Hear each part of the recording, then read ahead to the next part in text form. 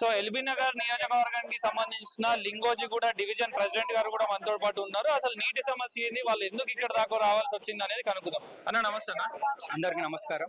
So ఎందుకు మీరు ఇక్కడ నిరసన చేయడానికి కారణం ఏంటి ప్రధానంగా? వాటర్ అస్సలు వస్తలేదు, ఏ కాలనీలో వాటర్ లేదు, వాటర్ ప్రాబ్లం ఎక్కువైపోయింది.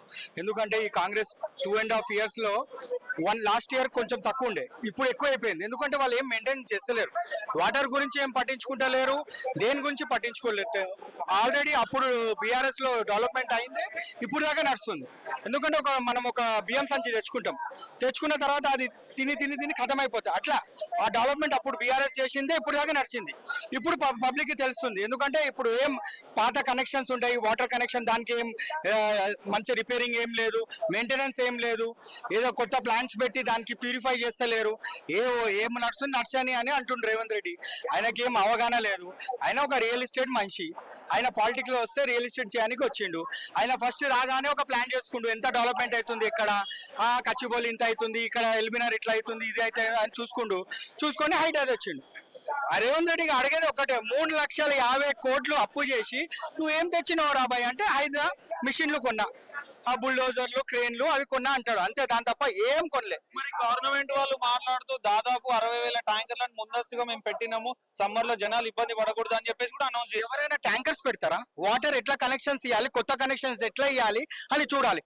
ఎందుకంటే మనం బీఆర్ఎస్ ప్రభుత్వంలో మనం 20 లీటర్స్ వాటర్ ఫ్రీ ఇచ్చేయగలిగినాం, బిల్ బి పెట్టాలి. ఇప్పుడు 70,000 80,000 బిల్స్ ఉన్నాయి, అది పబ్లిక్ కట్టడానికి రెడీ ఉన్నారు, పనికి నీళ్ళు లేవు. అప్పుడు మనం ఫ్రీ ఇచ్చి ఇంత నీళ్ళు ఇవ్వగలిగినాం, ఎట్లా ఇచ్చినాం? ఒకసారి కిరణ్ కుమార్ రెడ్డి కూర్చొని తెలంగాణ అంతా చీకటి అయిపోతా అన్నాడు. అప్పుడు కేసీఆర్ రాగానే ఒక 6-7 months లో 24 hours కరెంట్ ఇచ్చిండు. మొన్న మన ఎల్బీ నగర్ కాన్స్టిట్యున్సీలో సుధీర్ అన్న మంచి ప్రోగ్రామ్ పెట్టినప్పుడు కేటీఆర్ అన్న వచ్చినప్పుడు ఏం చెప్పిండంటే, 24 hours కరెంట్ ఎట్లా వస్తుంది, ఇప్పుడు 24 hours వాటర్ ఇస్తా అన్నాడు. అది విజన్ ఉన్న నాయకుడు. ఫస్ట్ ట్యాంకర్స్ కొన్నాము, ఇల్లు లేకుంటే టెంట్లు కట్టినాము, టెంట్ లో ఉండనంటే అది ఇది మనమేమో 21th century బతుకుతున్నామా? ఈ రేవంత్ రెడ్డి వచ్చి తెలంగాణ డెవలప్ చేయలే. తెలంగాణ ఒక 20 years బ్యాక్ తీసుకెళ్ళిండు. ట్యాంకర్స్ మన చిన్నప్పుడు చూసినాం కదా, కాంగ్రెస్ ప్రభుత్వంలో ట్యాంకర్స్ పెట్టుకొని తిరగడం, ఆ ట్యాంకర్స్ వస్తే బిందెలు పెట్టుకొని తిరగడం, అట్లా చేసిండు. ఎందుకు ఆయన మాట్లాడుకుంటూ నేను చాలా బాగా పనిచేస్తున్నాను, 10 ఏళ్ళు కూడా నేనే సీఎం ఉంటాను కూడా ఆయన చెప్పుకున్నాడు. పనిచేస్తుండు, సోనియా గాంధీకి పనిచేస్తుండు, రాహుల్ గాంధీకి పనిచేస్తుండు, వాళ్ళ ఇంట్లో పనిచేస్తుండు, మా దగ్గర పనిచేస్తలేడు. ఆయన మొన్ననే చెప్పిండు, రాహుల్ గాంధీకి అయినా ప్రాబ్లం అయితే సోనమ్మ నువ్వు పరేషాన్ కాకు, 1000 కోట్లు మేము ఇవ్వడానికి రెడీ ఉన్నామన్నాడు. అంత ధీమా నీకు ఇస్తే నువ్వు ఉండవా బ్రదర్? నాకు 1000 కోట్లు ఇస్తా అంటే నేను మంచి బతుకుతా. రాహుల్ గాంధీ ఫ్రస్ట్రేషన్ లో వచ్చేస్తుండు, అక్కడ మోడీ గెలవనిస్తలేడు, ఎక్కడ పోయినా 3rd 4th పొజిషన్ స్టేట్లలో. ఆయన డిప్రెషన్ కి లోన్ అవుతుంటే సోనియా గాంధీ రేవంత్ రెడ్డికి పిలిచి చెప్పింది, ఈయనకి ధైర్యం. మొన్న ఒక మీటింగ్ లో చెప్పిందంట రాహుల్ గాంధీకి మన రేవంత్ రెడ్డి, నువ్వు పిఎం కావాలని చెప్పి ఒక మోటివ్ సెట్ చేసిండంట. ఆయన చెప్పిండు. అట్లా సోనియా గాంధీ పిలిపించి, నా కొడుకు ధైర్యం ఒక 1000 కోట్ల రూపాయలు ఆయన జర టూర్లు తిరిగి వస్తాడు అంటే ఆయనకు పనిచేస్తున్నాడు. తెలంగాణ పబ్లిక్ కి లేదు, ఒక్క రోడ్ లేదు, ఒక పింఛన్ లేదు, ఒక ఇంద్రమ్మ ఇల్లు అంటాడు, ఒక ఇంద్రమ్మ ఇల్లు లేవు, రైతు బంధు లేదు. రైతు బంధు అసలు ఎక్కడ ఇస్తుండు? 15,000 తీసుకోండి అన్నాడు. 15,000 ఎక్కడ ఉంది? 10,000 గతి లేదు. తులం బంగారం అన్నాడు, ఎక్కడ తులం బంగారం? 1,15,000 లేదు, కళ్యాణ లక్ష్మి లేదు, ఎవరికి ఏమి ఇస్తలేడు. ఇక ఏం చెప్పాలి బ్రదర్?